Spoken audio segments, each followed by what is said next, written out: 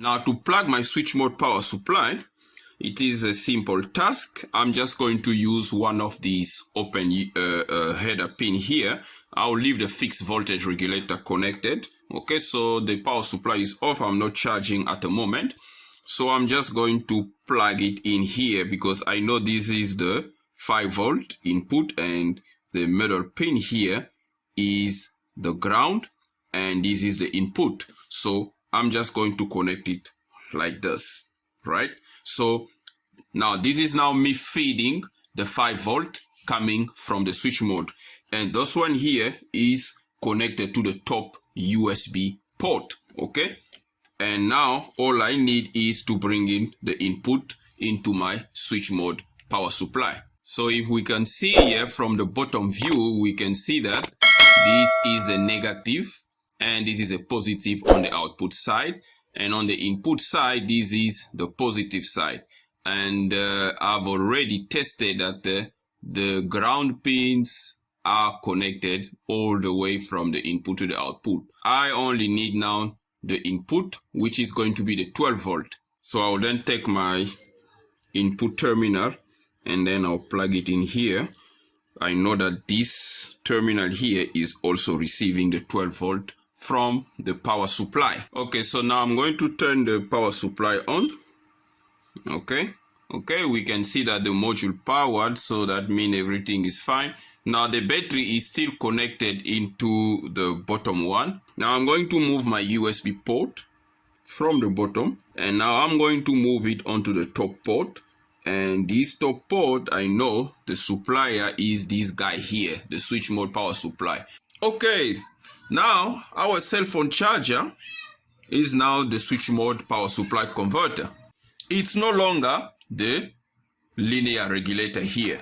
So I can probe the voltage on the output of my converter.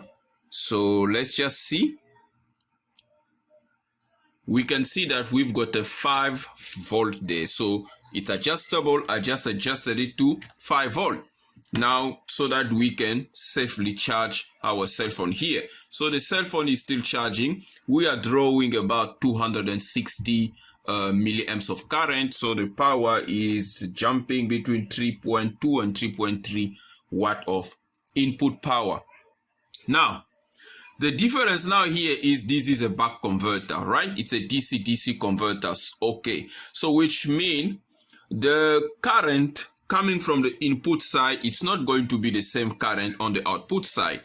Okay, in contrast to the linear voltage regulator here, where the current flowing from the input that we saw the 530 milliamps was exactly the same current flowing on the output there. Okay, so that would give us that bad efficiency. Now, this is not the same current that we're getting at this point here into our USB port and into the cell phone. So in order to measure that current, we then need to break this circuit so that we can measure the current. So to measure this output current, I'll take my multimeter and I'm going to put it in current mode. Okay, so I'll take my probe and I'm going to measure the current now. So what I need to do here is I need to break this circuit here. Okay, so to break the circuit, basically I can just pull out this. Okay, so when I pull it out, you can see that there is no more current going. Okay, so I'm going to now connect one of my multimeter lead, and this other one here I can just plug it in here to reconnect my circuit. So now let's look at the current being drawn. Okay, so it's in the opposite direction. So let's just reverse this probe again. So the black one goes into the output there, and then the input here we put this one. Okay, now we got the correct direction.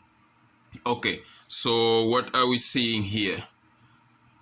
145 milliamps. Okay, the charger is still trying to adjust here.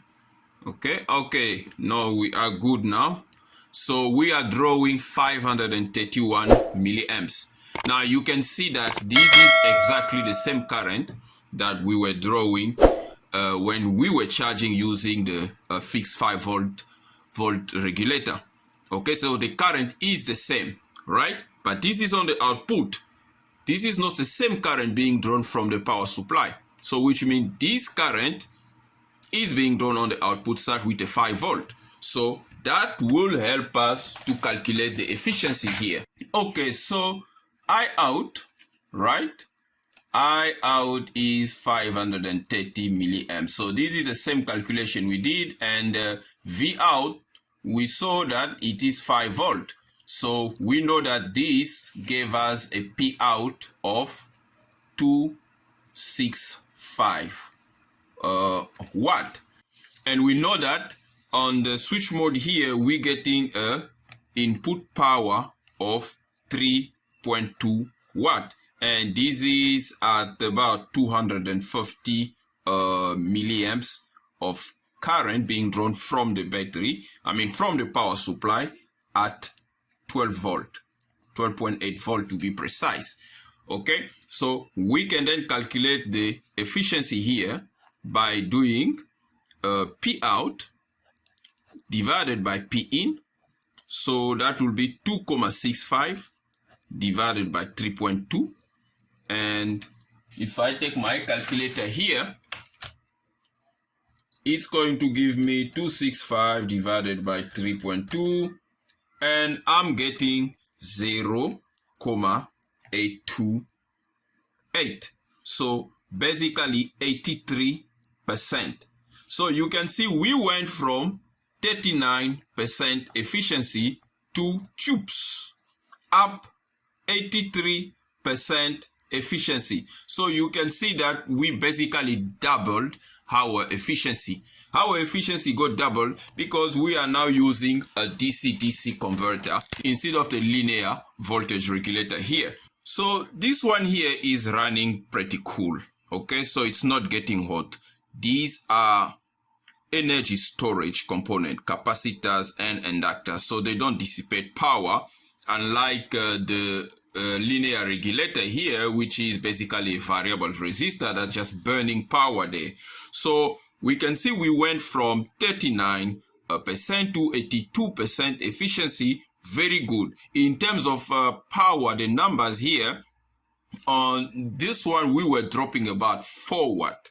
Okay, just to charge our battery, we were just losing 4 watt into it through heat.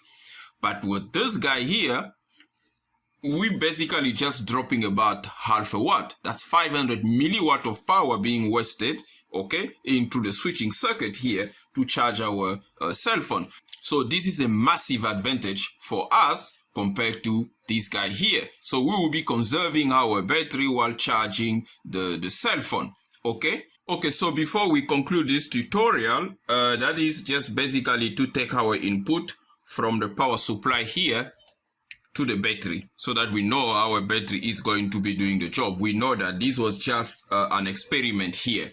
So I want to prove the fact that the current coming from the power supply here on a linear one, the input current is the same as the output current, because we did not measure it like we are doing here with the switch mode. So to do that, I'm going to stop here, okay? So I need to move my USB cable from the top port into the bottom one, because we know the bottom one is the one from the linear regulator here. And I'm going to do exactly the same thing that we've done onto the switch mode here. I'm going to break the circuit here. So this is the output. So that's my 5 volt pin. Okay. So I'm now going to connect this wire in here. Right. And this goes in there. Okay. So now I will take my negative probe. Goes in there. And the positive probe goes on here.